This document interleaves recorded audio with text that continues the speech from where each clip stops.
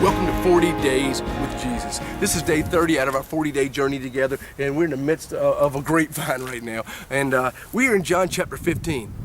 This should be Tuesday, March the 24th for you, and hopefully you're having a great Tuesday today. But we've been for the last few days in this upper room area where Jesus had the Lord's Supper, and then he spent some time washing his disciples' feet, and he also spent some time letting them know that he's getting ready to die, and he's going to the cross, and he wants to comfort them. So he spent some time comforting them, and also lets them know that the Holy Spirit is coming, and this Holy Spirit will take care of them after he is gone.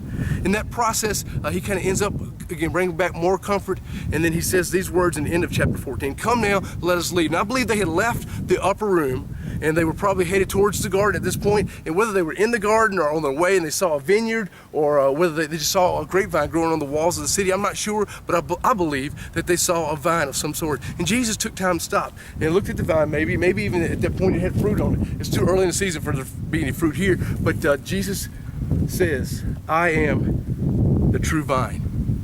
And in verse 5, he picks up and says, it kind of repeats what he just said. He says, "I am the vine and you are the branches." And in that process, we see that Jesus is connecting this seventh I am statement that we've been talking about. This is number 7, I am the vine. And I am, again, a connection with deity, that is saying that I am God. And Jesus says, "I am the vine" here. He says that we are the branches. And he goes on to say that we have responsibility for connection. He says, "If a man remains in me and I am him, he will bear much fruit. Apart from me, you can do nothing."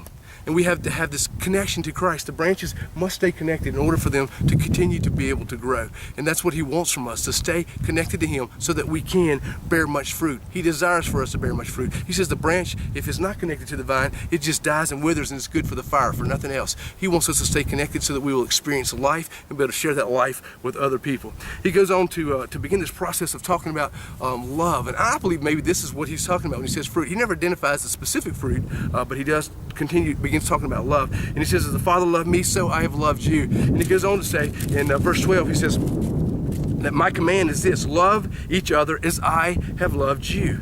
Greater love has no one than this, and he laid down his life for his friends. And we have a responsibility to love. And love is not something that we just feel for one another, but I believe love is genuinely an action. Jesus says, "If you love me, you will obey me." I believe that's that connection to action we've got to do if we have love. Love does. And we need to do for one another. Maybe there's somebody in your life you need to be giving of yourself for today. Maybe it's just a phone call to say, "Hey, I'm thinking about you. I love you. I care for you."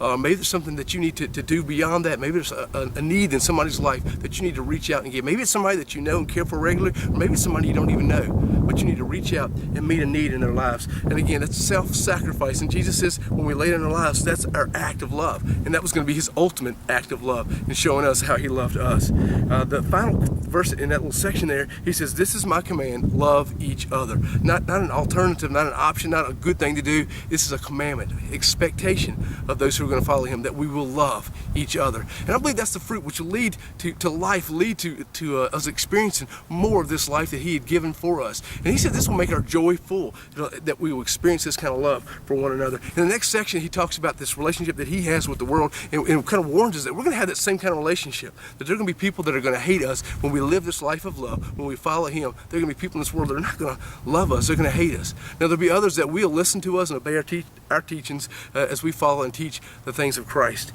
He finishes up this section of John chapter 15 when he says, "When the Counselor comes, whom I will send you from the Father, the Spirit of truth who goes out from the Father, he will testify about me." And then he says, "And you also must testify, for you've been with me from the beginning." And that's all of John chapter 15. And he says the Spirit will teach us, the Spirit will indwell us and help us to understand. And this whole thing that we're talking about here, this love relationship, the Spirit indwelling us, kind of ties back to what we talked about yesterday with the folded papers, and that the Christ wraps around us, the Christ and the Father wraps around us, and inside of us, Christ and the Father want to live, and the Holy Spirit also will live there, and we're just wrapped inside of him so that we can continue to know and grow and to understand him. And this connection to the vine is that connection of growth, of the same kind of thing that he was talking about in this enfolding, but it's also a connection to the vine. We need to stay connected, and stay connected by living in that love life. And hopefully you're doing that. And he says that we will or we must testify about him. We have that responsibility, because when we tell other people about Jesus, they will accept what we've accepted. They'll want to know the truth that's changed our lives. So tell people about what God has done in your life. Not just tell them, show them by the life that you live, the act of love that you have for other people in this world, and then you will be connected to the vine. And as we're connected to the vine, we will bear much fruit. That's what Christ wants in us. Grapevines bear grapes. Apple trees bear apples. Orange trees bear oranges. Christians, we bear other Christians. So maybe turn behind you and see who is it that's following you. Who is it that's watching you? Who is it seeing that the life that you're living, and then reflecting them Christ, so that they will become little Christ or Christians. Tell the world about Jesus. Show the world your Jesus, and invite them to know your Jesus. I'll see you tomorrow, 40 Days with Jesus.